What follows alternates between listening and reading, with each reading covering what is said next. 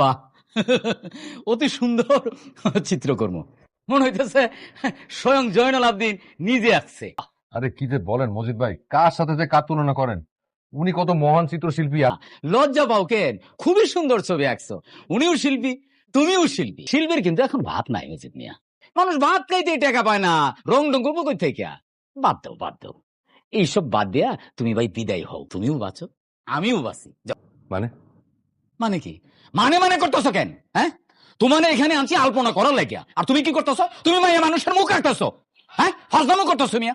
2 দিন পরে মালিকের মেয়ের বিয়ে, তখন কি হবে? হ্যাঁ, তুমি যে আলপনা আঁকতেছো না, মালিক কিরকম ঠেটা তোমার জানা আছে? হ্যাঁ, তোমার চাকরিও যাইবো, আমার টাকাও কাটবো। মজিদ ভাই, টাকা কেটেন না, আমি দেয়াল মুছে দিতেছি। তুমি তো রং খরচ করছো, টাইম খরচ করছো, এটা টাকা কি দিবে? তোমার মজুরি থেকে কাটো। প্লিজ মজিদ ভাই, এটা করেন না। আমি তো বললাম আমি 2 শিফট কাজ করে দিব। আমি দেয়াল মুছে দিতেছি। তুমি দেয়াল মুছে তো তোমার মজুরি আমি কাটমই। তুমি বহু বাড়াবাড়ি মজিদ করতেছো। ভাই, প্লিজ, আমি মুছে দিতেছি। আমি বললাম তো, আমি হ্যাঁ মুছা। আমি মুছে দিতেছি।